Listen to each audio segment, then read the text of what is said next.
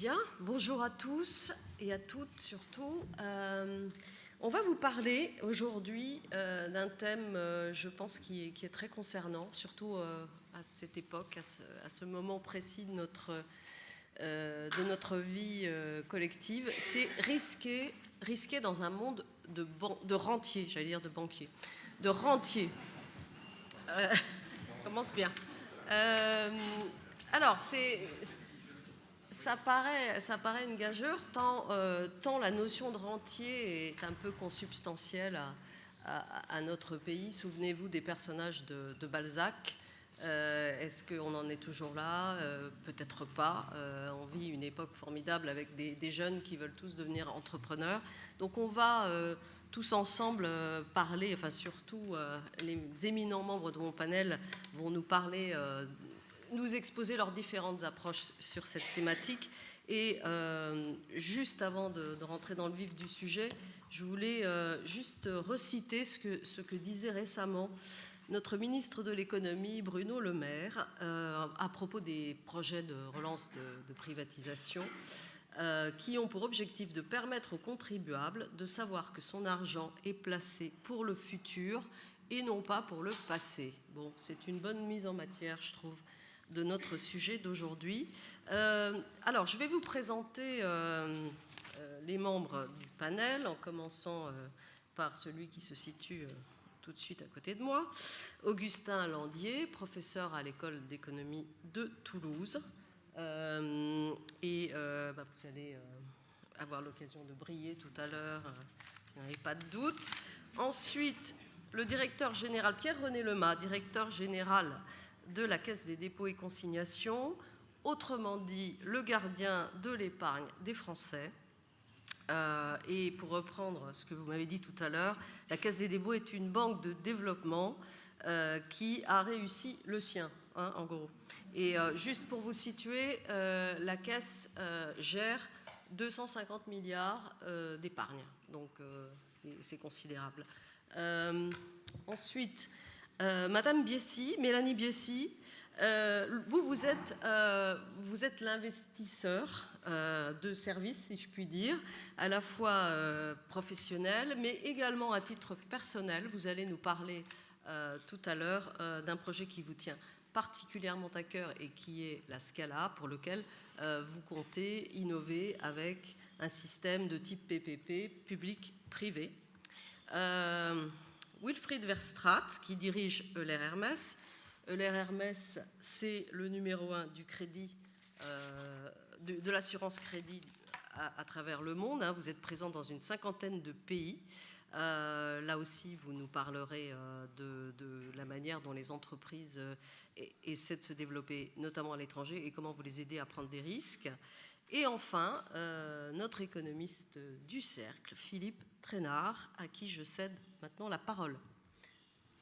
Merci beaucoup, Bourdin. Je ne vais pas, bien sûr, répondre à la question qui est posée, car ce sont nos panélistes qui vont y répondre. Juste quelques petits points et quelques catégories et quelques questions, plutôt. Première question, on parle d'un monde de rentiers. Les rentiers qui est-ce? Les rentiers de Balzac. En fait, ce mot recouvre plutôt 3 significations, n'est-ce pas? Il y a le rentier qui est en fait un retraité. Au fond, ça recouvre le terme de retraité. Vous avez le rentier, celui qui va vivre des dividendes et des intérêts de son capital, essentiellement. Donc, c'est un capitaliste. Et vous avez enfin le rentier qui vit, au fond, de rente de situation, n'est-ce pas? Il a pu s'aménager grâce à l'intervention de l'État, à l'élimination de la concurrence, une situation agréable. Donc normalement, c'est un peu de tous ces rentiers que nous devrions parler, mais le débat va préciser la chose. Deuxièmement, quelle est l'importance de ces différents rentiers? Il y en a une qui est très importante, une catégorie qui est très importante, et dont la part dans le PIB est en hausse continue, c'est celle des rentes dans le PIB, qui augmente de façon continue, n'est-ce pas, et qui atteint une fraction extrêmement élevée du PIB. Inversement, les rentiers capitalistes, si vous prenez dividendes et intérêts, eh bien, la part des dividendes et intérêts dans le PIB a plutôt tendance à chuter. D'abord, depuis la guerre, premièrement, avec des soubresauts, et principalement depuis le début des années 90. Enfin, pour ce qui concerne les rentes de situation, eh bien là, la suspicion, c'est qu'il y en a un petit peu partout. Souvenez-vous, les travaux de la commission Attali, les travaux en prélude à la loi Macron. Donc, c'est un peu la détection de toutes ces rentes de situation. Alors, est-ce que les rentiers ne prennent pas de risques, au fond? Mettons le lien entre les deux. Une petite statistique, c'est qu'entre 50 ans et 90 ans, la préférence pour le risque zéro augmente de 50%. Quand vous posez des questions, donc c'est des résultats d'enquête assez compliqués, on voit que effectivement, l'aversion au risque croît avec l'âge. Donc les retraités sont moins riscophiles. Inversement, le capitaliste rentier, dire qu'il n'est pas riscophile, c'est peut-être hasardeux. En tous les cas, ce n'est pas certain. Peut-être l'est-il en France, peut-être ne l'est-il pas. C'est à voir. Enfin, les bénéficiaires de rente de situation, c'est à la fois des riscophobes parce qu'ils veulent agir derrière la protection de lois, de l'exclusion de la concurrence, etc. En même temps, parfois, ce sont des gens qui ont su prendre des risques dans des passés antérieurs. Alors, quels sont les canaux par rapport auxquels qui risquent d'aggraver, au fond, la situation, c'est-à-dire faire que les rentiers prennent moins de risques? J'en vois personnellement 3 qu'il faut interroger. Le premier, c'est une dette publique excessive qui, bien sûr, mobilise l'épargne et évince l'épargne risquée. Le deuxième, c'est des prélèvements obligatoires excessifs, notamment sur l'épargne, qui dissuadent l'épargne d'une façon ou d'une autre. Et puis la troisième, c'est la baisse de l'activité globale, des départs à la retraite trop tôt, par exemple, et qui font que des gens en pleine possession de leurs moyens, capables encore de prendre des risques, ne vont plus prendre des risques et vont devenir des rentiers au mauvais sens du terme. Enfin, dernier point, quelles sont les incitations possibles à la prise de risque? Il y a d'abord l'éducation, il faut éduquer à la prise de risque. Il y a bien évidemment la fiscalité, inciter. La fiscalité ne doit pas être désincitative, mais incitative. Et puis peut-être à ce moment-là de faire un lien plus complet entre retraite et prise de risque qui peut prendre la forme de fonds de pension à la française où le capital est investi à long terme et donc susceptible de prendre des risques. Voilà toutes les questions qui peuvent se poser, Bruna, dans ce sujet qui nous est posé. Très bien, merci Philippe. Je passe maintenant la parole à Pierre-René Lemas. Merci beaucoup. Dans les 3 familles de rentiers qui ont été évoquées, qui viennent d'être évoquées à l'instant, et je partage également cette analyse, moi je me dis souvent qu'il y a une des familles qui est la famille de l'épargnant. Et qu'être épargnant dans un monde à taux zéro, c'est un métier à risque. D'ailleurs, c'est pas moi qui le dis, c'est Sigmar Gabriel qui disait ça il y a 1 an, et je trouve que c'est assez juste. On peut le dire d'une autre manière. Si le taux d'intérêt mesure le prix de l'avenir, ces derniers temps, le prix de l'avenir n'est pas très cher. Et donc, si on part d'une interrogation de ce type, je ne sais pas bien répondre à la question, mais j'ai envie de dire 2-3 choses. Un, le vieillissement, c'est évidemment un facteur majeur. Et un deuxième facteur, c'est les changements dans lesquels nous sommes aujourd'hui, qui font qu'il y a beaucoup d'interrogations. Nous, à la Caisse des dépôts, on le voit très bien. Je pense aux changements sur la transition écologique, je pense aux changements sur le numérique. Est-ce que le développement d'une économie digitale, c'est le développement d'une économie qui va vers plus de risques? Ou est-ce que c'est le développement d'une économie qui va vers la constitution progressive d'immenses rentes à vocation oligopolistique, sinon monopolistique? Les GAFA, est-ce que c'est un univers à risque aujourd'hui? Oui, non, je ne sais pas trop dire. Et puis, j'ai envie de faire une 3e observation ou réflexion liminaire. La Caisse des dépôts, au fond, c'est une machine qui, depuis 2 siècles, vous avez évoqué des chiffres tout à l'heure, a pour objet de transformer l'épargne des Français, une bonne partie de l'épargne des Français, 59% de l'épargne des Français, de l'épargne qui est mise sur le livret A, le livret de développement durable, de la transformer en investissement de long terme.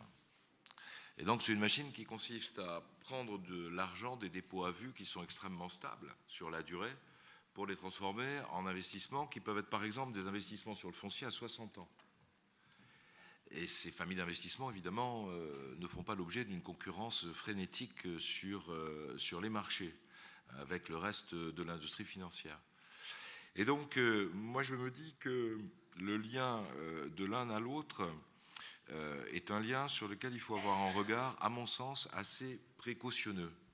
Parce que cette épargne est utile et que cette épargne est une épargne qui, d'une certaine manière, est vécue comme une épargne sécurisée par l'épargnant et en réalité est une épargne qui prend le risque de perdre de l'argent sur le long terme. En tous les cas, de ne pas en gagner pendant très longtemps. Un investissement en matière de chemin de fer, en matière de route, en matière d'infrastructures culturelles, c'est un investissement sur lequel le TRI est un TRI faible, lent et très très long. Très très long. Et donc, lorsqu'on réfléchit sur la thématique qui est la nôtre, c'est-à-dire risque et rente, je crois que si on introduit la dimension d'intérêt général, qui est une dimension à la fois indispensable et coûteuse, on voit bien que le questionnement n'est pas forcément, et il ne l'était pas évidemment, mais n'est pas forcément binaire. Alors, j'ai envie de dire une dernière chose. J'évoquais tout à l'heure le digital et j'évoquais le développement de l'économie numérique. Il y a une réflexion historique qui n'est plus du tout à la mode. Les économistes vont me pardonner. Plus personne ne lit l'auteur que je vais citer. Je dirais même qu'il est convenable de ne plus le lire. C'est Karl Marx qui disait les choses. J'ai peu entendu citer depuis 4-5 ans que je viens ici Marx, mais comme on m'a dit d'être provocateur, c'est bien, continuer. Hein, moi, je ne suis pas de la génération Y, je suis de la génération cunéiforme. Et le vieux Marx évoquait dans Fragments sur les machines, vous savez, c'est un texte de 1857, il évoquait le développement, au fond, de l'économie de la connaissance. Il disait, voilà, l'économie de la connaissance, c'est ce qui va exister, qui va s'incorporer dans le capital fixe. Et en réalité, c'est l'économie de la connaissance, et donc une économie complètement ouverte. Étrange, une économie, il y a tellement eu d'analyses après de ce texte, mais une économie qui est complètement ouverte et fondée sur le travail collaboratif, qui viendra un jour. Au fond, c'est cette économie-là. Mais il disait cette économie-là, au fond, l'économie des GAFA, quelque part. Je vais trop vite. Cette économie-là, c'est une économie qui, en réalité, risque d'être une économie totalement adverse au risque. Voilà, dernière chose que je voulais dire en réflexion liminaire, c'est que je parlais de l'intérêt général. Il me paraît très important qu'il puisse exister dans l'univers économique qui est le nôtre des structures d'intérêt général qui, à un certain moment, assument le risque très long. L'investissement à long terme, ça peut être considéré comme une formule tautologique. Un investissement, c'est forcément un investissement sur un certain horizon de temps. Mais je crois qu'il y a plusieurs caractéristiques qu'il faut avoir présentes à l'esprit sur la nécessité, au fond, de ces investissements longs. Le premier, c'est que c'est des investissements patients. Une maison comme la Caisse des dépôts, c'est un établissement public qui est présent au capital des entreprises pendant une période moyenne de 8 à 12 ans. Sur l'ensemble des entreprises du CAC 40 ou des grandes entreprises, des PME, on est là entre 8 à 12 ans. Patient, on ne veut pas dire passif. Patient et actif. Deuxièmement, c'est une forme d'investissement qui accepte des taux de rendement faibles. Pourquoi ? Parce qu'elle analyse au fond le taux de rendement à la fois à l'aune des marchés et à l'aune du rendement financier, mais elle peut l'analyser aussi à l'aune d'un certain nombre d'autres critères qui ne sont pas des critères monétaires, qui ne sont pas des critères financiers, et sur lesquels le taux de retour sur investissement est un sujet tout à fait majeur, en dehors du marketing ou du greenwashing, qui est la mode des grandes entreprises aujourd'hui. Et puis enfin, je pense qu'il y a un effet levier qui est indispensable de la part des acteurs publics dans l'économie telle qu'elle est aujourd'hui, qui est au fond de contribuer à redonner confiance, c'est-à-dire en mettant un peu d'argent, d'essayer de faire venir beaucoup d'investisseurs privés pour créer un effet de levier sur l'économie très fort. Il y a 20 ans, il y a 30 ans, je sortais du cunéiforme et j'entrais dans la génération G, je suis assez loin de la génération X. C'était à l'époque de Rocard, on appelait ça mettre aux enchères les crédits publics. On mettait un peu d'argent sur la table qui permettait de faire levier sur de l'investissement privé, qui permettait de créer de l'investissement après. Alors, j'en tire peut-être la conclusion trop rapide, ce n'est pas une vraie conclusion, c'est une conclusion un peu provocatrice, qui est la suivante.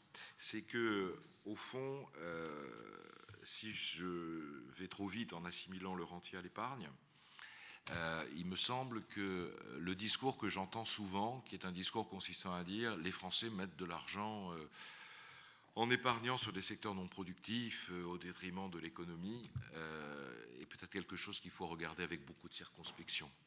Mettre de l'argent sur son livret A, c'est pas une mauvaise affaire. Certes. Merci. Merci Pierre-René Lema. Je passe maintenant la parole à Wilfried Verstraete de l'Air Hermès. Merci beaucoup. Mesdames et messieurs, bonjour. Le titre de mon intervention de ce matin, je l'ai intitulé « Qui ne risque rien n'a rien ». Vous allez me dire que ça va de soi. Néanmoins, je pense que nous pouvons constater tous les jours que c'est un concept qui, malheureusement, n'est pas toujours appliqué. Alors, en tant que président de l'Air Hermès, je vois tous les jours un grand nombre d'entreprises qui, dans leur développement, et qui dit développement dit bien sûr prise de risque, sont freinés justement par cette crainte de prise de risque. Et nous, chez l'ERMS, notre mission, c'est justement d'aider ces entreprises à se développer en gérant la prise de risque des impayés. Nous faisons ça depuis 1927, donc cette année nous fêtons nos 90 ans d'existence en France. Et ça veut dire aussi que nous avons traversé pendant ces 90 ans de nombreuses crises. Nous avons connu des hauts, nous avons connu des bas. Et la raison principale pour laquelle aujourd'hui, après 90 ans, nous sommes toujours une société en pleine santé, c'est parce qu'un grand nombre de mes prédécesseurs ont pris des risques. Et ont pris des risques parfois à contre-courant. Alors aujourd'hui, vous allez entendre ça, je pense, dans la plupart des sessions auxquelles vous pourrez assister. Il est évident que la révolution digitale, comme on l'appelle, l'économie numérique, va chambouler un grand nombre de choses que nous connaissons et va chambouler un grand nombre de nos modèles économiques, que ce soit au niveau micro ou au niveau macro. Et donc nous aussi, nous sommes en plein dans cette évolution. C'est parfois un peu anxiogène pour les collaborateurs, il ne faut pas se le cacher, mais le message que nous délivrons toujours à nos collaborateurs, c'est que si effectivement, comme je le disais en introduction, la société, après 90 ans, est toujours en excellente santé, c'est parce que nos prédécesseurs ont pu prendre des risques et ont pu y aller aussi à contre-courant. Alors, ce qui se passe aujourd'hui, c'est qu'on voit qu'il y a un début de reprise économique qui devrait inciter les entreprises et les individus à prendre plus de risques. Alors, la reprise, on peut l'appeler cyclique, avec un effet retour de l'effet prix, qui porte la croissance nominale en France, donc on s'attend quand même à 2,5%. On voit le début d'une hausse du chiffre d'affaires des entreprises, mais le plus important, bien sûr, c'est le retour de la confiance, qui est au plus haut depuis 10 ans. Alors, vous comprenez pourquoi, selon notre baromètre sur l'investissement des entreprises, 2 entreprises sur 3 envisagent d'investir autant ou plus en 2017 par rapport à 2016. Et la moitié d'entre elles sont même prêtes ou se disent prêtes à octroyer des investissements dits offensifs en R&D, nouveaux produits, l'international, acquisition, etc. Maintenant, pour nous, le vrai risque, en France comme en Europe, est celui du pétard mouillé. Ne fût-ce que depuis 2010, on nous a déjà annoncé à 3 fois une reprise économique qui ne s'est pas vraiment matérialisée. Alors pourquoi cette fois ce serait différent? C'est bien sûr la grande question. Alors on peut surtout regarder du côté des politiques publiques pour récompenser le risque et ainsi aider les entreprises à en prendre plus. Alors je vais en citer trois idées très simples. La première, c'est l'ISF. Maintenant, non pas celui auquel tout le monde pense, mais plutôt comment inciter, simplifier et figer. Inciter la prise de risque, c'est la rémunérer et donc baisser les impôts sur les entreprises et pour qu'il y ait davantage d'initiatives privées. Pour moi, l'exemple typique, c'est les barrières de l'investissement locatif en France ou à la transmission d'entreprises de taille intermédiaire, qui sont autant d'exemples qu'on connaît trop bien. Ensuite, simplifier. Et il va de l'attractivité, mais aussi de la croissance des petites entreprises. On peut parler évidemment du contrat de travail unique, le flat tax, réduction de l'aléa moral. Là aussi, que des vieilles recettes, mais qui n'ont jamais vraiment été appliquées. Et puis, figer. Je pense que c'est un des éléments les plus importants que nous rencontrons en discutant avec les entreprises qui sont clients. L'imprévisibilité est devenue inhérente à la nouvelle économie, mais l'imprévisibilité des politiques publiques amplifie cette imprévisibilité. Et en jouant au Mikado avec les impôts ou au poker menteur avec les règles du jeu économique, ce risque-là reste difficilement assurable. Alors pour conclure, puisque c'est toujours de bon ton de conclure avec une citation, je citerai Benjamin Franklin, il y a bien des manières de ne pas réussir, mais la plus sûre est de ne jamais prendre de risques. Merci.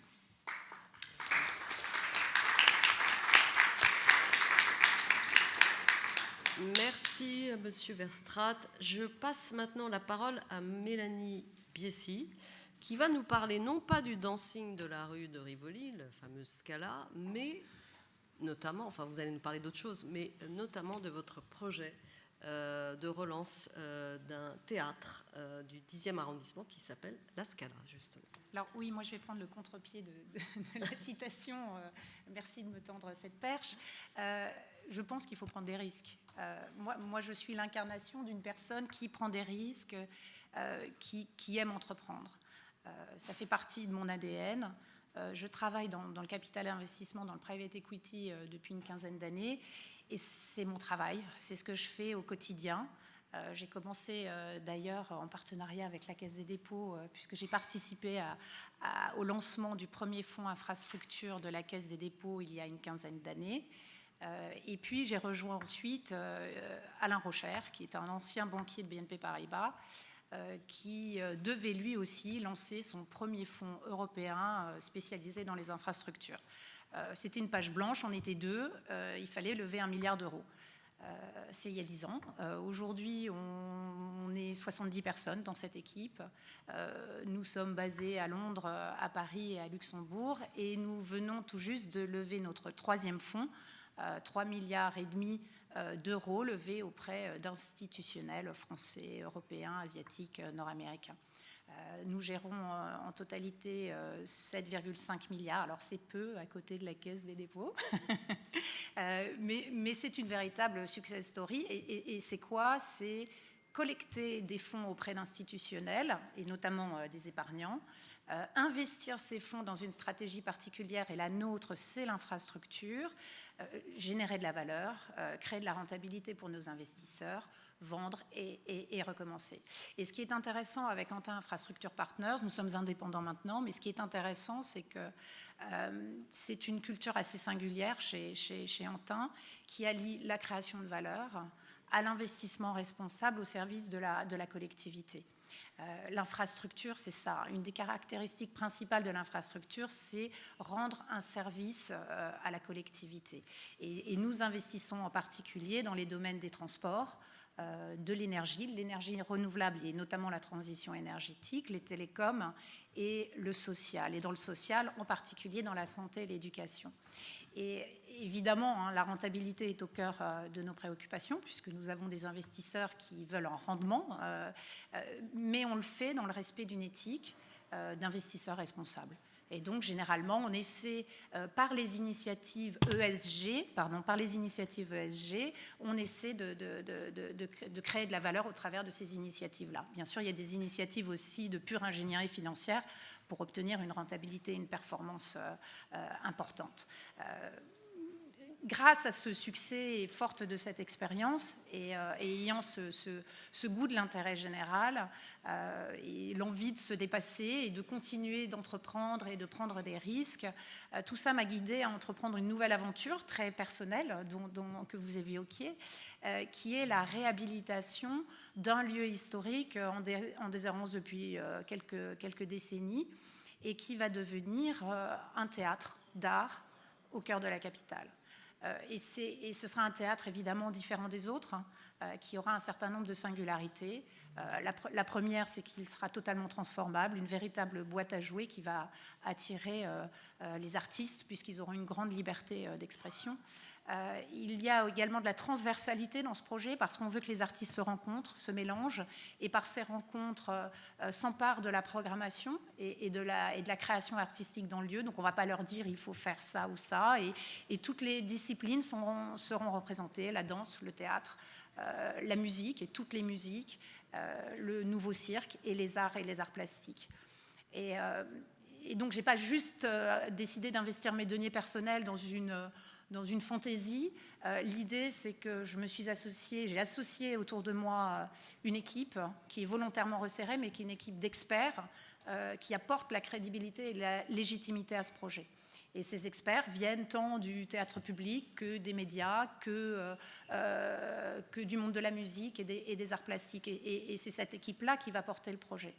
Et pour revenir à l'intérêt général dont parlait Pierre-René, l'intérêt général pour nous et la mission d'intérêt général est essentielle dans ce projet. Ce sera un théâtre privé d'intérêt public. Ça veut dire quoi? Ça veut dire qu'on va partir à la conquête de tous les publics.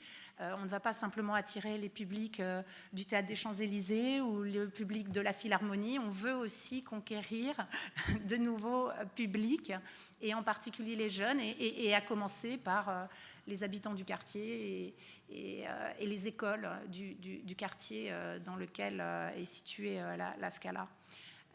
Et pour finir, et ça c'est un point essentiel de mon projet, si j'investis aujourd'hui massivement, c'est pour aussi instaurer un modèle économique nouveau de partenariat culturel privé-public. C'est le PPP qu'on retrouve dans les infrastructures, dans le financement de la défense. Et ça, c'est un élément fondamental du projet et qui donne tout son sens à ce projet, en tout cas pour moi. Généralement, dans le domaine culturel, c'est l'État qui finance, à la différence de ce qu'on voit par exemple aux États-Unis où la philanthropie finance la culture. Et aujourd'hui, j'ai envie, avec l'équipe qui m'accompagne, de pouvoir instaurer un nouveau modèle où l'investisseur privé est un levier. Donc je ne sais pas qui fait levier, en tout cas on doit être deux.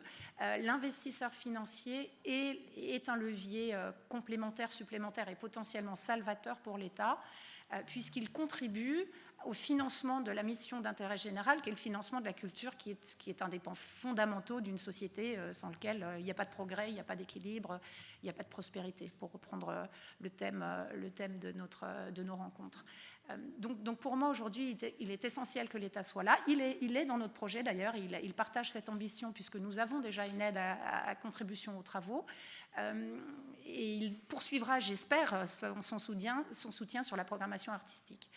L'autre pan de l'équation, c'est l'investisseur privé. Or, généralement, l'investisseur privé, il a tendance à être plutôt frileux, à investir et à soutenir le spectacle vivant. Je crois que l'investisseur privé tend plutôt à collectionner des œuvres d'art, des sculptures, des photos, des peintures. Et je crois que cet investisseur privé, il faut le réveiller parce qu'il faut aussi qu'il vienne mécéner le spectacle vivant. Et je crois que le seul risque qu'il prendrait, c'est de s'inscrire pour longtemps dans l'histoire des arts.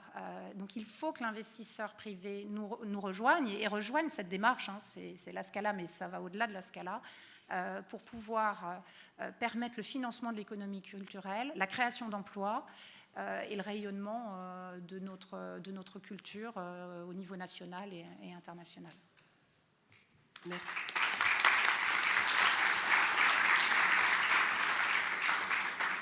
Merci Mélanie. Je vais passer la parole à Augustin Landier. J'ai oublié de vous dire tout à l'heure qu'il était aussi visiting professor à l'université de Harvard. Chapeau bas. À vous. Ok.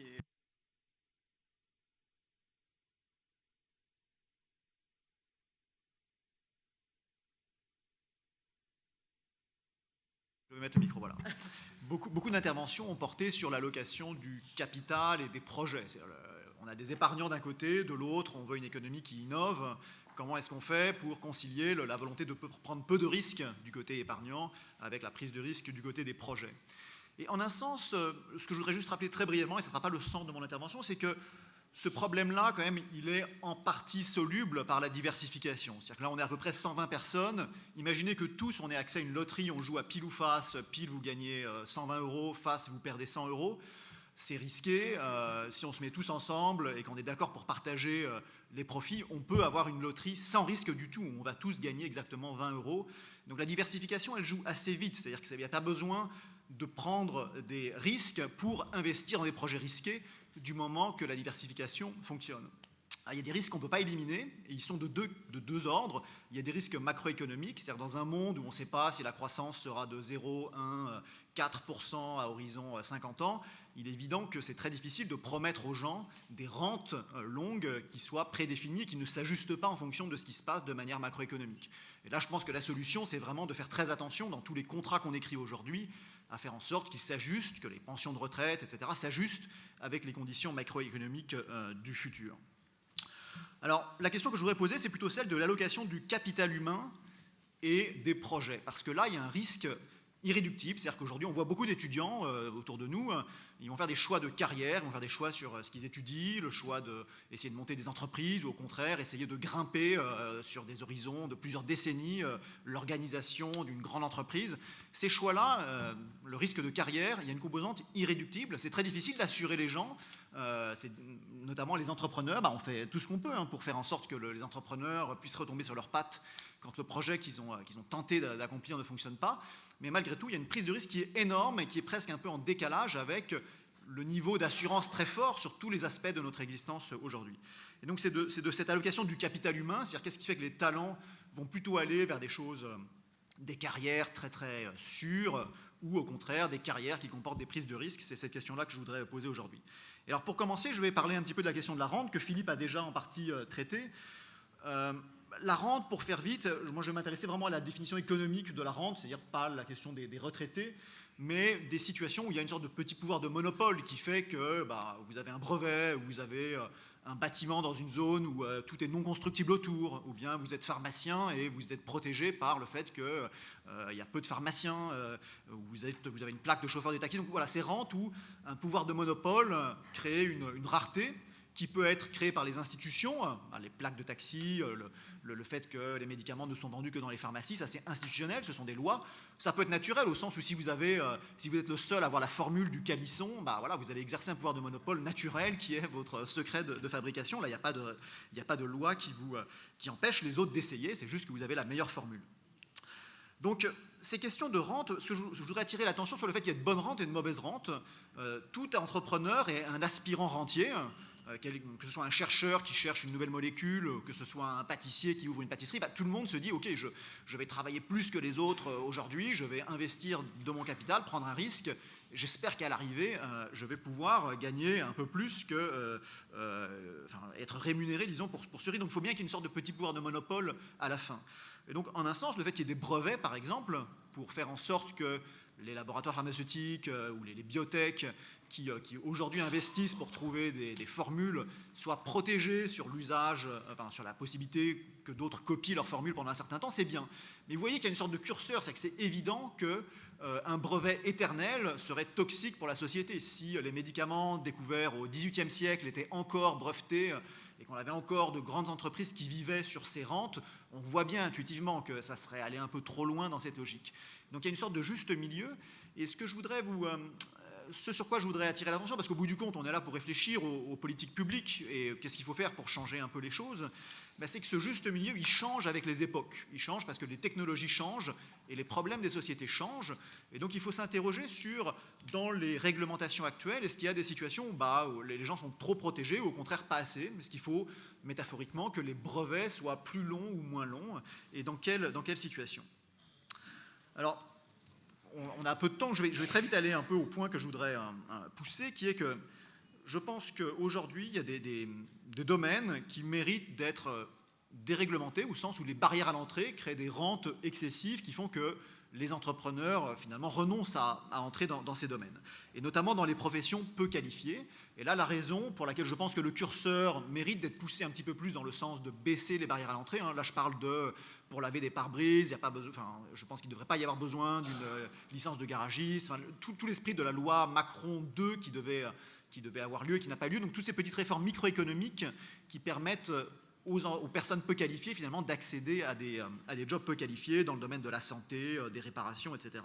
Là, je pense que la combinaison du numérique et le fait que notre société, aujourd'hui, a vraiment besoin de donner à ces personnes accès au marché de l'emploi, ça appelle à réfléchir aujourd'hui sur pousser le curseur, disons, des barrières à l'entrée pour l'accès à ces travaux du côté de moins de réglementation. La deuxième chose que je voudrais mentionner dans le choix des carrières des entrepreneurs, il est évident qu'on ne peut pas s'assurer complètement, on ne peut pas assurer l'entrepreneur complètement contre le risque que son projet échoue. On ne peut pas l'assurer complètement parce qu'il y a des problèmes de hasard moral, c'est-à-dire le fait que si on disait aux gens « essayez vos loteries à pile ou face », on vous garantit une assurance quasiment complète. On voit bien que trop de gens prendraient des risques qui ne sont pas forcément de bons risques et pas forcément des risques qui ont des externalités positives sur la société. Donc ça, on voit bien qu'il y a une sorte de composante irréductible du risque entrepreneurial. Mais il faut quand même se poser la question de qu'est-ce qu'on peut faire pour alléger les risques qui pèsent sur les épaules des entrepreneurs. Est-ce qu'il y a des risques qu'on peut supprimer sans pour autant créer des incitations à ce que des entrepreneurs prennent de mauvais risques ou soient attirés par des projets qui n'ont pas de bonnes externalités pour le reste de la société. Et là, je pense que c'est une question qui a été posée lors du... le gouvernement précédent a donné certaines réponses déjà à ces questions. Par exemple, vous vous souvenez, il y avait cette question du fichage des entrepreneurs qui échouent par la Banque de France. Donc là, j'ai fait des recherches sur ce domaine qui montrent que, avec des chercheurs de la Banque de France, qui montrent que cette réforme a été positive. On voit effectivement une capacité de rebond plus forte des entrepreneurs aujourd'hui parce que le fameux fichage à 3 ans, pendant 3 ans, c'est ça. Voilà, a été supprimé. Les banquiers peuvent reconstituer cette information, c'est-à-dire que si vraiment c'est crucial et que les banques veulent enquêter, elles ont des capacités de reconstituer cette information, mais au fond, c'est moins marqué sur le front de l'entrepreneur, donc il y a moins de stigmates à l'échec. Ça a été une réforme positive, c'est l'exemple d'une petite réforme qui, vue de loin, avait l'air très microscopique, et dont on se disait, est-ce que ça va vraiment changer les choses? Oui, ça change les choses, c'était probablement quelque chose qui n'était pas nécessaire qui ne favorisait pas la prise de risque des entrepreneurs. Et donc pour finir, je pense qu'il reste des choses qu'on peut faire pour faciliter la vie des entrepreneurs, qui sont aussi un petit peu de l'ordre de ces questions d'accès à l'information sur les personnes et de fichage, au fond, qui est le fameux fichier positif. C'est-à-dire qu'aujourd'hui, quand vous parlez aux petits entrepreneurs, la grande difficulté, c'est qu'en France, l'accès au marché du crédit et au marché du logement est très conditionné au fait d'avoir un CDI. C'est très difficile d'avoir accès à ces marchés si vous n'avez pas un emploi permanent. Et donc je pense qu'on peut aujourd'hui, notamment grâce au numérique, permettre aux gens de crédibiliser, si vous voulez, le fait qu'ils sont capables de rembourser, parce qu'aujourd'hui, ils peuvent faire basculer leur compte en banque vers des parties tierces qui peuvent examiner si cette personne a payé ses factures d'électricité, ses loyers de manière régulière sur les 5 dernières années, mettons, et du coup de permettre aux gens de montrer patte blanche aux institutions de crédit. Ça, je pense que c'est un enjeu important qu'il va falloir qu'on revisite, parce qu'aujourd'hui, l'accès, et encore une fois, je pense que c'est politiquement crucial de réfléchir aux professions peu qualifiées, aux entrepreneurs qui ne sont pas forcément dans des projets high-tech. Il faut qu'ils aient accès au marché du crédit, au marché du logement de manière plus facile. Et donc ça, je pense que c'est un des chantiers sur lesquels il va falloir avancer. Voilà, merci. Merci.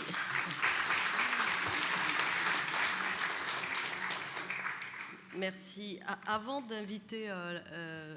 vous inviter à poser des questions et à réagir, j'aimerais m'adresser aux intervenants et voir si les présentations vos présentations, on suscite chez vous des envies de réagir, de contester, de vous opposer. Je vous sens assez consensuel pour le moment, ce qui m'inquiète un peu.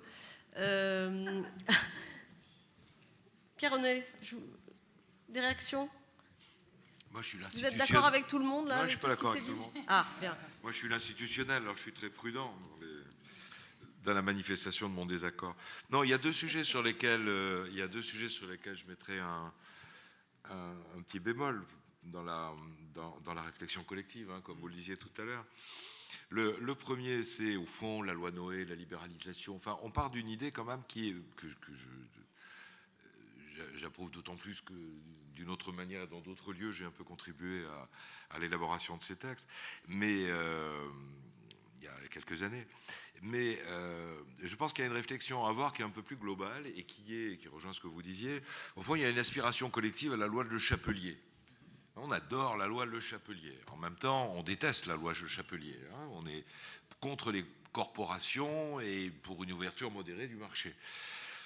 Et donc, la rente, dans notre imaginaire collectif, c'est assimilé à quelque chose qui va, en gros, des corporations de l'Ancien Régime à Balzac, quoi. C'est quelque chose de vilain. C'est fondamentalement méchant. Et moi, j'ai tendance à penser que ça dépend non seulement où on met le curseur, mais de qui on parle. Le laveur de carreaux de voiture n'a en effet sans doute pas besoin d'avoir des barrières très fortes professionnelles à l'entrée de cette profession.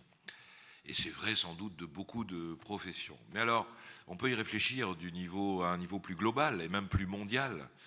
Le libraire prend un risque considérable en mettant dans l'étal de sa librairie et dans sa devanture des tas de bouquins correspondant à un lectorat potentiel qu'il ne connaît pas forcément par cœur.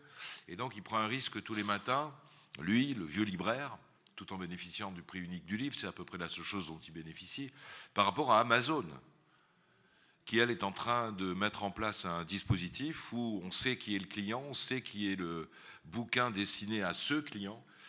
Et je me demande, mais c'est juste comme ça, s'il n'est peut-être pas plus important de regarder du côté du monopole en train de se constituer sous forme de rente d'Amazon et de l'ensemble des GAFA, plutôt que du laveur de carreaux ou des professions qui aujourd'hui sont historiquement des professions artisanales et qui vivent l'éruption d'une quantité de concurrents potentiels non qualifiés comme une pure et simple agression.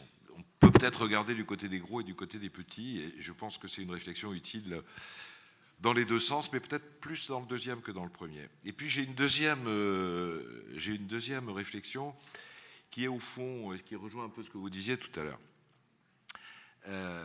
Il y a toujours un débat sur dans quoi est-il utile d'investir. Et puis au fond, il y a l'idée qu'il y a l'investissement productif, l'investissement dans la start-up. Et Dieu sait si la Caisse des dépôts y est, si BPI y est, si on est le principal financeur des start-up, des entreprises en développement au bout de 3 ans, etc. Donc je crois profondément à ça. Mais en même temps, l'immobilier, c'est bien. Et je vais même dire que l'immobilier, à la fin, l'immobilier, comment dire, tout finit par de l'immobilier. Tout finit par de l'immobilier. À la fin des fins, lorsqu'on a créé un lieu d'incubation, lorsque, par exemple, à côté d'Aix, la Caisse des dépôts, avec d'autres, contribue à créer un lieu de formation et d'innovation formidable que je vous invite à aller voir, qui s'appelle The Camp, et qui est quelque chose de vraiment tout à fait formidable, on finit par faire quoi? On finit par faire ce que les Américains nous ont habitués à appeler des totems. C'est-à-dire, au fond, une manifestation physique dans l'espace, un bâtiment, ce truc affreux vers lequel il ne convient pas que l'épargne s'égare et qui s'appelle à la fin des fins l'immobilier. Vous voyez, je ne parle pas simplement du logement, je dis simplement attention dans le regard que nous pouvons avoir sur l'ensemble de ces problématiques, au fond, de ne pas céder à l'air du temps. Comme vous le disiez très justement tout à l'heure, ça fait à peu près 3 fois qu'on nous dit, ça y est, on est au bord, ça vient. Et donc il y a un côté magie vaudou dans tout ça. À laquelle je ne crois pas du tout. Il y a un côté magie vaudou dans tout ça. On attend, voilà, la reprise va venir ou pas. L'air du temps fait que tout va bien ou tout va mal. Il pleut au début d'un quinquennat où il fait beau. Donc on est... voilà, il y a magie vaudou, quoi. Et la réalité, peut-être, c'est que ça dépend quand même du jeu des acteurs. Et j'ai tendance à dire que plutôt que de pénaliser les méchants, il vaut mieux récompenser les bons. Merci pour cette intervention. Je pense qu'Augustin Landier voulait réagir à ce que vous dites ou à ce que d'autres ont dit. Oui, juste pour réagir à ce que dit Pierre-René, qui est très... D'abord, j'aime beaucoup la composante historique, la mise en perspective historique, et c'est vrai que les lois de Turgot, quand vous relisez les débats qui ont précédé les lois de Turgot, c'est-à-dire la tentative de Turgot de décorporatiser la France, c'est incroyable à quel point on a l'impression qu'on parle des pharmaciens d'aujourd'hui ou des notaires, etc. Donc ces débats datent au fond et sont posés dans les mêmes termes, au sens où, pour prendre l'exemple des fabricants de meubles, donc vous savez qu'à l'époque de Turgot, il fallait être patenté, faire partie de la corporation pour faire des meubles, mais il y avait des exceptions qui étaient tolérées et même protégées étrangement par le roi. Le faubourg Saint-Antoine, par exemple, était composé d'ouvriers qui n'étaient pas patentés, mais qui bénéficiaient d'une sorte de tolérance implicite et qui étaient protégés du coup des autres artisans. Donc il y avait déjà cette ambiguïté. Le débat portait sur le fait que si vous n'achetez pas des meubles d'un artisan patenté, vous risquez d'être déçu par la qualité et que donc la seule manière de protéger le consommateur, c'était de patenter, d'avoir des corporations qui surveillaient qu'il y avait une certaine qualité requise. Et alors c'est là que je pense que dans tous ces débats, finalement c'est des débats très concrets. La question c'est est-ce que le numérique a changé la donne ou pas sur la possibilité de certifier la qualité d'un produit. Et là je pense que oui. C'est-à-dire qu'au départ les économistes, vous savez des débuts de eBay, les économistes disaient ça ne marchera pas parce que voilà, si j'achète un truc et que je reçois un objet défectueux, on voit bien que ça va poser tas de problèmes et puis sur des petits objets les gens ne vont pas aller voir un avocat pour récupérer leur mise. En réalité les ratings sur Internet, les ratings Uber, les ratings sur Airbnb fonctionnent très bien et sont difficiles à truquer sur le long terme. Et donc, ça fonctionne. Ça a vraiment changé la donne en matière de certification, ce qui fait que beaucoup de restrictions qui étaient liées à l'idée de protéger le consommateur contre le risque d'acheter des produits défectueux, d'acheter des services de mauvaise qualité, ça a vraiment changé avec le numérique. Et donc c'est en ce sens-là que je pense qu'il faut revisiter. C'est-à-dire que là aussi, moi je ne suis pas un extrémiste, je ne dis pas il faut complètement déréglementer, mais il faut réfléchir en permanence sur où est-ce qu'on met le curseur. Et réfléchir aussi sur les nouveaux sujets. C'est dans le cas d'Amazon, je trouve ça très intéressant ce débat, mais au fond, est-ce que la bonne question, c'est pas est-ce que le libraire ne devrait pas avoir un accès aux données de Amazon? C'est-à-dire, est-ce qu'il ne faut pas revisiter l'idée que Amazon ait un monopole sur les données générées par le fait qu'elle a une position dominante et donner au fond à certains professionnels, voire même à tout le monde, un accès à ces données qui permettent effectivement de tirer parti du fait qu'on sait, grosso modo, quels sont les romans qui sont lus dans telle catégorie socio-professionnelle, etc. Donc je pense qu'il faut être créatif et revisiter tous ces sujets, mais évidemment que les curseurs, c'est certainement pas à 0 et 1 qu'il faut les mettre. En revanche, je pense que c'est très important de s'interroger sur est-ce qu'il faut les pousser plutôt dans un sens ou dans l'autre, et effectivement s'interroger aussi sur le monopole sur les bases de données, qui est une forme de monopole qui génère des rentes extrêmes et qui pose aujourd'hui des questions importantes. Des tas de questions, effectivement. Je pense que Wilfried Verstraete veut réagir également. Oui, je voulais dire un mot pour rebondir sur ce que disait Pierre-René sur l'immobilier. Tout d'abord, je pense que l'idée du nouvel gouvernement, par exemple, de garder l'ISF sur l'immobilier est une très grande bêtise, parce que c'est considéré que l'immobilier n'est pas un investissement productif. Alors qu'on sait très bien que dans l'immobilier, quand on regarde un peu les emplois générés par le BTP, par l'immobilier, et surtout les emplois moins qualifiés ou peu qualifiés, est un très très grand contributeur à la lutte contre le chômage, premièrement. Deuxièmement, quand on regarde aujourd'hui en France, tout le monde parle de la crise du logement, et la crise du logement est générée par tout simplement l'offre et la demande, et donc il n'y a pas assez d'offres.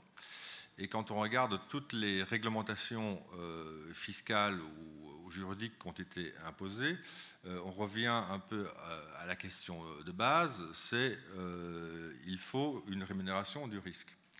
Mais lorsque on plafonne les loyers, lorsque on rend quasiment impossible la récupération de son bien à travers toutes des mesures qui sont prises, je dirais, avec une motivation tout à fait généreuse, solidaire et tout à fait compréhensible, ça amène qu'aujourd'hui, nous n'avons plus d'investissement privé locatif. Et donc, on voit aujourd'hui des politiques publiques qui sont destinés à développer la construction de logements, mais c'est tout simplement pour se substituer à l'absence d'investissement privé, et au lieu de s'attaquer à la racine du problème, c'est-à-dire pourquoi les gens n'investissent pas dans du locatif, ceux qui peuvent se le permettre, on est en train de substituer, et on sait très bien qu'on n'a qu'à regarder l'état du parc HLM, et quand on regarde le pourcentage d'habitations HLM qui sont inoccupées car non rénovées, ou en tout cas dans des états insalubres qui ne permettent pas la location, on voit très bien que ce n'est pas la solution du problème. Merci. Avant de vous passer la parole, j'aimerais demander à Benjamin Lust, étudiant à l'École centrale de Marseille, de nous présenter sa question. Alors, oui, je vais préparer une petite question. Directement. Bonjour, j'avais préparé une petite question pour le... C'est mieux quand même. Alors, j'avais préparé une petite question pour ce comité. Donc, je suis un étudiant, donc en théorie, d'après les statistiques, dans la partie qui prend des risques, puisque je suis plus jeune. Et ensuite, bon, je ne suis pas rentier, donc je suis doublement gentil. Mais je vais poser une question méchante. Pourquoi ne pas proposer pour aider justement ceux qui prennent des risques, ceux qui essayent d'investir, de ne pas proposer pour l'État de mettre, alors c'est très à la mode en France, de mettre une taxe pour ceux qui ne prennent pas des risques. Messieurs, madame.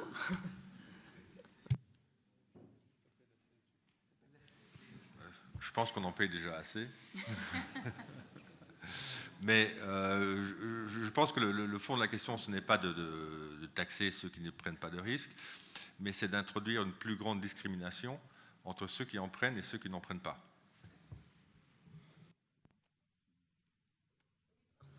Augustin Landier. Ouais, c'est une idée légitime, mais elle a déjà été essayée. Les FCPI bénéficient d'une défiscalisation très forte. Donc il y a déjà eu cette idée de donner des ristournes fiscales très élevées aux personnes qui investissent dans des projets risqués. Et on a vu ce que ça donnait, c'est-à-dire que ça risque, enfin ce qui est très très difficile d'éviter, et peut-être que ça aurait pu l'être, mais ce qui est difficile d'éviter, c'est la constitution finalement de poches de risque artificielles qui en réalité vont récupérer la ristourne fiscale, mais pas forcément déverser l'épargne correspondante vers des projets à risque à externalité positive, entre guillemets, c'est-à-dire vraiment de l'innovation de type venture capital. Donc ça, on retombe toujours sur ces problèmes qui est que des choses qui, sur le papier, ont l'air de fonctionner, c'est des taxes pigouviennes qui réorientent les choses vers des choses à externalité positive pour la société. Le risque, c'est que les gens trouvent des modalités de contournement et c'est très très difficile d'éviter ça. Donc là, moi je pense que c'est assez dangereux, je pense que la complexité fiscale est déjà très élevée en France et que beaucoup de gens passent déjà beaucoup trop de temps de leur énergie cognitive au fond limitée, parce que la réflexion des gens sur comment investir leur épargne, elle est limitée. Et aujourd'hui, en France, elle est essentiellement utilisée sur la réflexion sur comment éviter la fiscalité. Et ça, c'est très triste, parce que l'épargne, ça devrait être le moyen de réconcilier les gens avec l'économie et réfléchir à son fonctionnement. Or, aujourd'hui, les gens réfléchissent surtout sur la fiscalité et la manière de la contourner. Voilà, donc je pense qu'il faut plutôt essayer de sortir de cet équilibre-là que de le renforcer. Ouais, j'ai peut-être juste un petit point sur justement ces sujets fiscaux. Je pense que pour aider à la philanthropie dans l'éducation et dans la culture, il faut aller un pas plus loin. Aujourd'hui, il y a une fiscalité très avantageuse pour les mécènes, mais à mon avis, il faut passer à 100% de défiscalisation pour réellement, pour que l'État ait réellement un levier financier dans ces investisseurs privés qui ont la capacité d'investir aujourd'hui, mais qui sont potentiellement limités en raison de la limite fiscale qui est apportée à la contribution. Merci. Oui, Pierre-René. Et ensuite, ensuite, d'abord pour dire que j'adhère une totalement à ce qui vient d'être question dit sur le mécénat. dans la salle. Donc allez-y. Non, juste pour le mécénat, je suis bien d'accord. La Caisse des dépôts étant mécène du Théâtre des Champs-Élysées, qui lui coûte très cher pour un intérêt social formidable, je vous incite à y aller aussi. Non, moi je vais dire une chose. On a une imagination fiscale formidable. Hein, des pays où j'ai aucun doute sur la capacité, non seulement l'énergie, mais... Non, ce que je voulais dire, c'est qu'il y a un autre aspect des choses qui mérite d'être regardé au regard de ça, puisque l'ensemble des éléments d'une politique économique, finalement, pas tout développé, on a fait des flashs, hein, mais je voulais dire un mot de la politique monétaire, parce que finalement la baisse des taux à laquelle on assiste en ce moment, et qui est voulue dans la foulée du quantitative easing et des politiques conduites par la Banque Centrale Européenne, aboutit, si on dit les choses à la corde, hein, d'une manière extrêmement basique, extrêmement simple, au fond, quelque chose comme un transfert de richesse au bénéfice des agents endettés et au détriment des épargnants. On peut présenter les choses d'une manière très réductrice comme ça. C'est les épargnants, de ce point de vue-là, qui sont sensiblement pénalisés et les endettés qui sont favorisés. Et donc, on a une situation tout à fait étrange quand même, qui est la recherche de rendement de la part des investisseurs engendre ce qu'on pourrait appeler des sortes de prises de risque forcées, pas forcément bien rémunérées et pas forcément rémunérées tout court. Et donc je pense qu'il y a une réflexion autour de ce sujet-là. On le voit d'ailleurs avec les conséquences que ça peut avoir sur la rentabilité des banques. Et vous voyez, même une grosse vieille maison comme la Caisse des dépôts en mesure beaucoup d'impact, puisque quelque part, nous-mêmes, on a par exemple beaucoup de mal à maintenir la rémunération de notre portefeuille. Mais je voulais attirer l'attention sur cet aspect-là, qui n'est pas que conjoncturel, qui me paraît presque plus important que la réflexion habituelle en France sur la fiscalité. Merci. Monsieur, vous avez une question? Merci. Un point pour aller dans le sens de ce qu'a dit Pierre-René Lemas concernant les oligopoles. Sur les 20 premiers mondiaux, il n'y en a pas un seul européen. Et ce sont essentiellement des plateformes numériques qui ont doublé, triplé, quadruplé de volume en l'espace de 15 ans et dragué l'essentiel du capital risque. De ce point de vue-là, il y a une question de régulation en termes de droit de la concurrence qui me semble poser problème, d'autant que l'issue naturelle des startups, c'est d'être rachetées soit entre elles, soit par celles-là, et que massivement, ça va sur des grandes plateformes.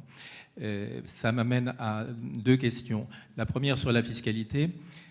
Autant je ne suis pas favorable à une fiscalité à 200% telle qu'elle a été suggérée parce que ça déresponsabilise totalement l'investisseur, autant la question des différences de fiscalité entre des groupes comme ceux du GAFA et la fiscalité locale devient gigantesque. Entre des taux qui sont de l'ordre de 3,5% dans un cas et de 33% de l'autre, on crée des distorsions de concurrence aussi qui sont massives.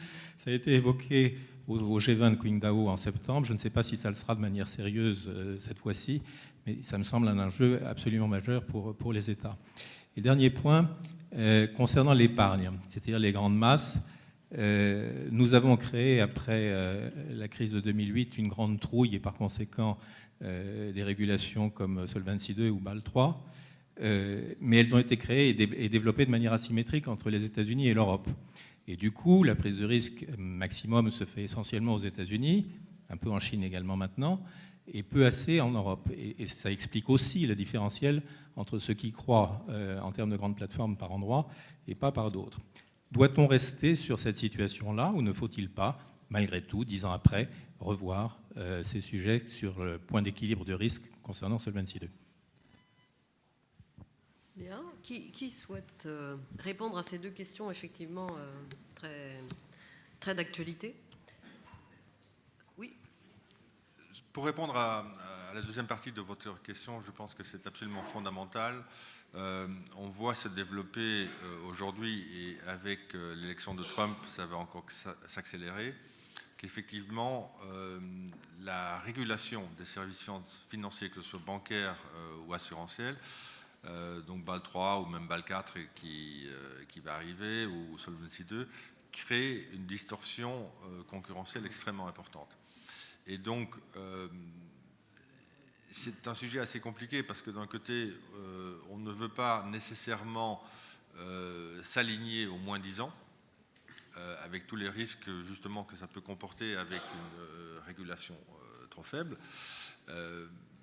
D'un autre côté, et ça nous le vivons au quotidien, on voit bien qu'aujourd'hui, beaucoup de normes, beaucoup d'aspects de cette régulation sont nés après la crise de 2008 et très certainement ont été, enfin je veux dire, le balancier a probablement été un peu trop du mauvais côté.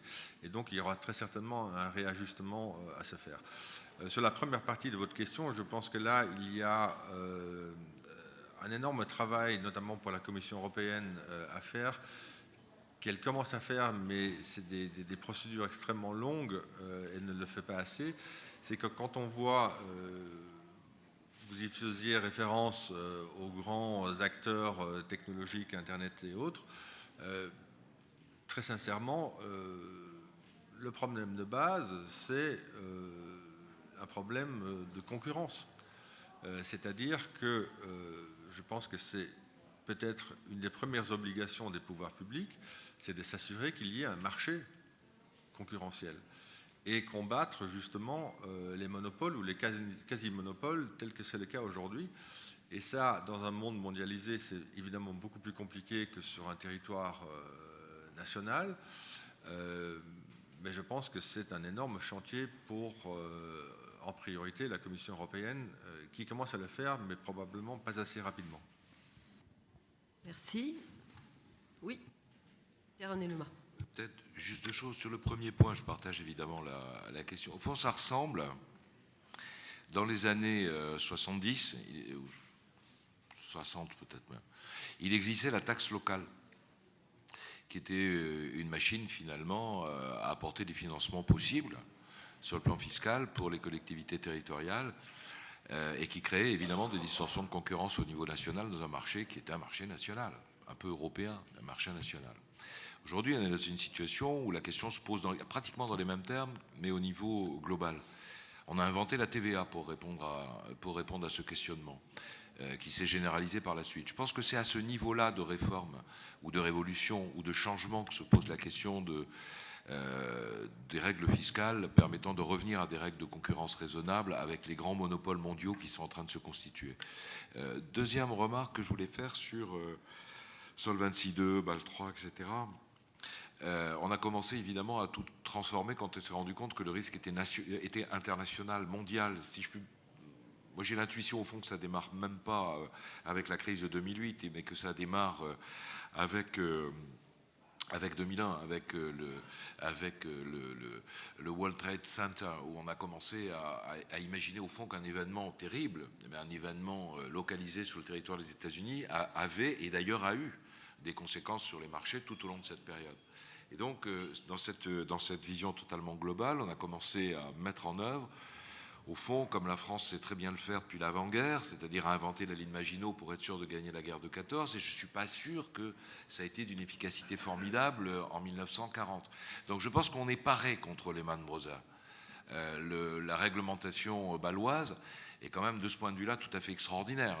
L'addition des règles prudentielles, pour les gérer, comme beaucoup de l'industrie financière ici, peut mesurer à quel point la dérégulation et l'ouverture, la libéralisation, la mondialisation, mais disons la libéralisation, puisque c'est le terme clé des marchés mondiaux, a suscité la mise en œuvre imposée à l'ensemble de l'industrie financière d'une masse de réglementation dont Brejnev, dans ses moments de pire cauchemar, n'aurait pas rêvé. Donc, comment la libéralisation fabrique de la réglementation infiniment plus que la bureaucratisation d'une économie administrée, c'est quelque chose qui a sans doute déjà fait réfléchir, mais qui mériterait de réfléchir. Puis troisième, donc autant parer la crise de demain, plutôt que de continuer à avoir des règles prudentielles qui sont complètement folles et qui sont tout à fait excessives. Je parle d'autant plus librement que je passe mon temps à le dire dans beaucoup d'enceintes financières, dans un scepticisme général d'ailleurs, de bonne aloi. Je pense qu'il vaut mieux préparer la crise d'après que d'être sûr de préparer ou de parer la guerre de 14. Et puis, dernière chose, c'est que j'évoquais tout à l'heure la digitalisation, on l'a évoqué tout à l'heure. En gros, tout ce qui est disruptif, d'ailleurs tout ce qui est moderne désormais s'appelle disruptif. Enfin, c'est une modernisation, c'est un changement de paradigme, c'est incontestable. Les nouvelles technologies, au fond, financières, globales et décentralisées, sont sans doute la question sur laquelle on a besoin de réfléchir très tôt maintenant. Il se trouve qu'en matière de blockchain, en matière de nouvelles formes d'ingénierie financière, basées à la fois sur le data et sur la décentralisation, les mineurs, ce qu'on appelle désormais les mineurs dans la technologie blockchain, mais qui au fond n'est qu'une illustration de ce qui va se passer, de ce qui peut exister demain, ça me paraît quelque chose de tout à fait essentiel, et à mon sens, ça va changer les choses radicalement. Encore faut-il, puisque pour le coup, on n'a pas un temps de retard, qu'au niveau européen, on essaye de prendre un temps d'avance. Et ça, c'est un travail, notamment sur ces technologies financières nouvelles, sur lesquelles il me paraît très important que l'industrie financière, en France, d'abord en France, et puis globalement en Europe, puisse se mobiliser pour prendre ce temps d'avance. Merci. Une autre question dans la salle. Ah, pardon, oui. Oui, Sur le trop de réglementation, j'aimerais ajouter 2 points. Le premier, c'est que, évidemment, quand il y en a trop, on croit qu'on est protégé et surprotégé. Et je crois qu'il peut toujours y avoir une situation où il y a un trou dans la raquette et malheureusement, on retombe dans la difficulté dont on voulait se protéger. Et le deuxième point que je voulais faire, c'est qu'il faut que les acteurs se mobilisent, justement, quand les textes sont discutés, proposés. Et nous, c'est ce qu'on a fait au travers de la FIC et Invest Europe, pour faire en sorte que les textes ne tuent pas justement l'investissement. Donc il faut vraiment être là et être un acteur actif dans le lobbying et la discussion des textes, parce qu'on a une voix d'abord, on est entendu, et que ça permet d'assouplir certaines règles qui deviennent complètement absurdes quand on a besoin d'investir et de déployer du capital. Merci. Monsieur. Vous avez une question aussi? Oui, bonjour Daniel Bourreau. C'est à moins de quart. J'aimerais poursuivre sur ce que disait Monsieur Lemas. Et le sujet là, de notre échange, c'est comment donner envie de prendre des risques. Alors, à la fois aux entrepreneurs, mais aussi aux investisseurs. Et je voulais vous demander, moi je travaille dans le domaine des énergies renouvelables locales. Est-ce qu'il n'y a pas un effort important à faire pour donner aux particuliers l'envie d'investir et de prendre des risques? Et je trouve que ce que Mme Biesi lance, c'est peut-être aussi une occasion de proposer à des particuliers d'investir dans des activités. Est-ce que ce n'est pas quelque chose qu'il faut développer de manière massive en permettant ou en obligeant à ce que des particuliers soient associés à beaucoup de projets d'investissement? Oui. Réaction? Bon. Moi, j'ai envie de vous poser une question vous demander, qui d'entre vous, en levant la main, si vous en êtes d'accord, s'estime plutôt rentier et qui s'estime plutôt entrepreneur? Alors, rentier. Non, vous n'êtes pas le seul. Non. Allez, non? Bon. Entrepreneur. Ah ouais, c'est quand même. Et un peu des deux? Ah, d'accord. Bon, c'est intéressant. Moi, j'avais envie de poser une question, sauf si, évidemment, l'un d'entre vous en a une, mais est-ce que dans les réformes qui sont proposées par le nouveau gouvernement, on sent qu'il y a des mesures qui vont justement dans le sens de notre session, c'est-à-dire qui favorisent la prise de risque dans un monde de rentiers? Si oui, lesquels? Je pense qu'il y a un certain nombre de mesures qui vont très certainement dans le bon sens. Sans entrer dans le détail, je pense que le point le plus important, et on le voit dans les enquêtes les plus récentes, c'est un regain de confiance. La confiance est l'élément le plus crucial dans n'importe quelle prise de risque. Et donc on verra bien, parce qu'aujourd'hui on a beaucoup d'annonces, on n'a pas encore de décision, on verra bien dans les mois à venir quelles seront les mesures concrètes, et si oui, on sera satisfait de leur expression concrète, ou si malheureusement, comme on l'a trop souvent vu par le passé, tout ça ne restera que de vagues promesses. Oui. Je pense que ce qui va dans le bon sens sur les entrepreneurs, donc il y a la reprise en main du RSI ou sa suppression, enfin la réflexion poussée sur comment fournir aux entrepreneurs une forme d'assurance sociale qui fonctionne, etc. Donc ça, c'est évidemment sain, mais on verra, on ne sait pas du tout quel sera l'aboutissement de ce chantier. Mais je pense que de manière générale, il y a une volonté d'inverser un peu la charge de la preuve sur un certain nombre de réglementations, de dire ok, on a ces réglementations, elles ne sont pas catastrophiques, mais est-ce que vraiment elles sont nécessaires? Enfin, il y a une volonté de revisiter, disons, toutes les réglementations et de le faire d'une manière qui soit, je pense, assez consciente des conflits d'intérêts, c'est-à-dire le fait qu'on sait que les ministères associés à chaque profession sont devenus un peu les lobbyistes des professions et du coup ne sont pas vraiment les porte-parole des entrants, de ceux qui essayent de percer, d'entrer, de franchir les barrières à l'entrée. Et donc voilà, j'espère que cet esprit-là va perdurer et qu'on verra effectivement une baisse des barrières à l'entrée dans un certain nombre de domaines. Merci. Oui. Je partage ce qui vient d'être dit. Je pense qu'il y a beaucoup de choses qui vont dans cette direction-là. En même temps, vous voyez, moi je m'interroge quand même, c'était bien de lever les mains les uns et les autres. Je ne crois pas du tout, d'ailleurs on ne l'a pas dit comme ça, le risque versus la rente. Quoi. La rente Pinay, au fond, le petit chapeau rond des années 58, puisqu'on a parlé de Turgot, je vais remonter à 60 ans,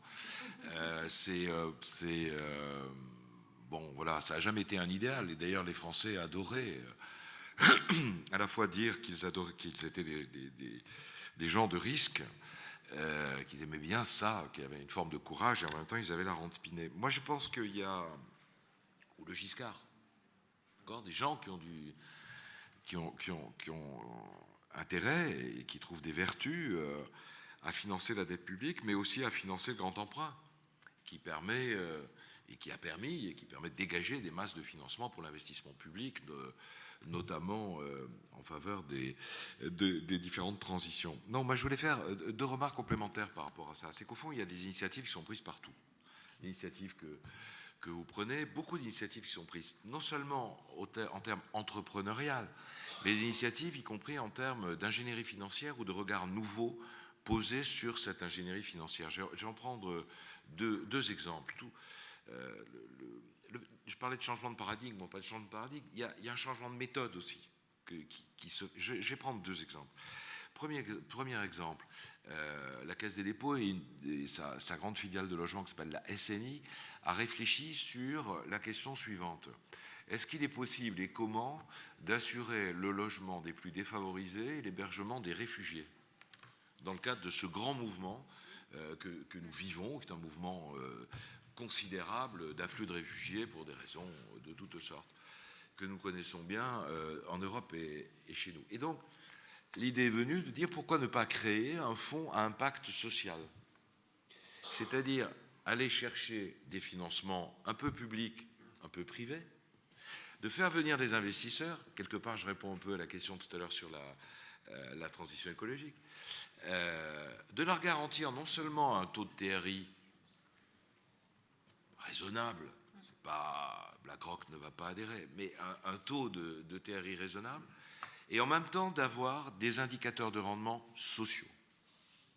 Et donc d'assumer ce panel entre des indicateurs de rendement sociaux, je vais vite, taux de scolarisation, les sorties en hébergement pérenne, le retour à l'emploi, des indicateurs sociaux qui se croisent avec des indicateurs de rendement financier. Et est-ce que ça marche?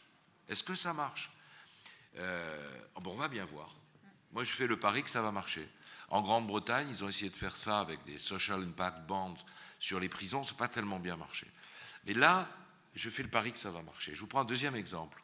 Et je n'ai pas besoin de la loi pour ça. On a besoin de mobilisation d'acteurs. Je vous prends un deuxième exemple. Là, ça n'a pas marché, pas vraiment.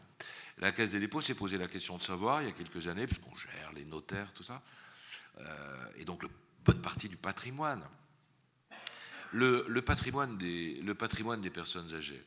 Et on s'est dit, pourquoi ne pas créer des formes de viager social?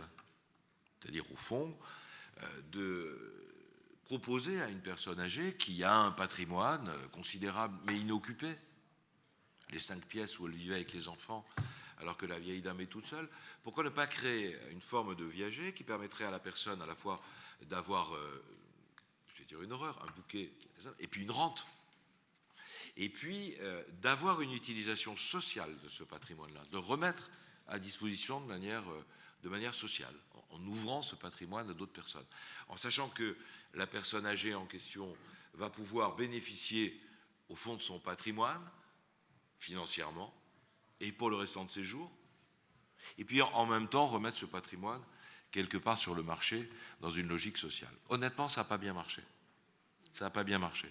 Et je pense que ça n'a pas bien marché pour plein de raisons psychologiques, mais on est en train d'y réfléchir. Je pense que ça n'a pas bien marché parce qu'on l'a fait petit bras et que quelque chose comme ça mérite d'être fait plus globalement. Donc je pense que la capacité des uns et des autres, depuis les grosses institutions jusqu'aux acteurs individuels, l'entrepreneur, voilà, qui ne pense pas tout de suite à sa retraite, même s'il pense à la fiscalité, quoique, je m'adresse à vous, je pense qu'on a une capacité aujourd'hui d'innovation qu'il ne faut pas sous-estimer.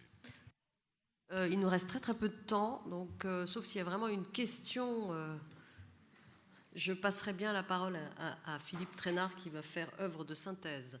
Bon. Merci beaucoup, Bruna.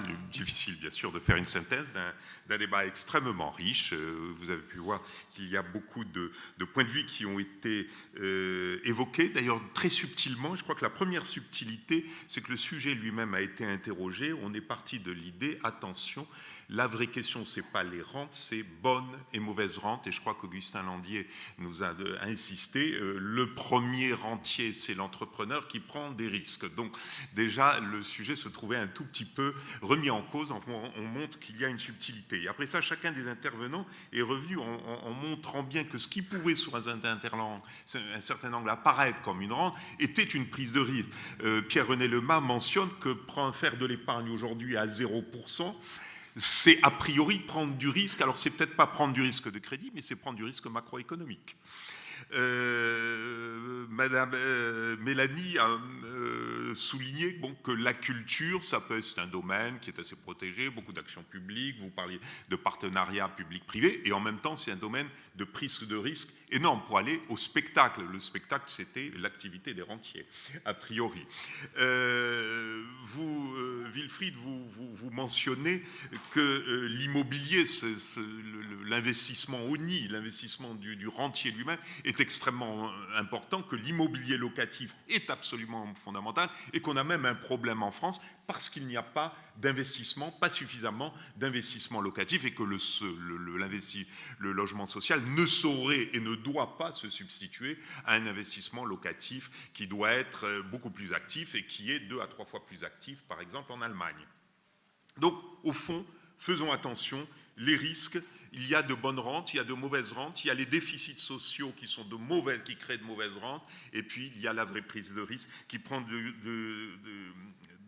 comment dirais-je, qui est une vraie prise de risque. Le vrai problème, et je crois qu'Augustin Landier l'a souligné, la prise de risque, on ne peut pas la qualifier comme ça. Souvent, la prise de risque, elle apparaît comme une prise de risque ex post et pas nécessairement ex ante. Et ce qui fait que d'ailleurs, dans la question qui a été posée, qui est une question très importante et qui revient toujours au niveau de l'État, faut-il taxer les activités qui ne prennent pas de risque? Regardez actuellement la question sur les logements inoccupés, n'est-ce pas, qui peuvent être les logements inoccupés d'une personne très âgée qui n'a plus les moyens de savoir comment louer son appartement. Eh bien, quelles que soient toutes ces attitudes, comme on ne sait pas très bien quelle est l'activité risquée, le risque, c'est qu'on finisse par taxer une activité qui prend au fond du risque.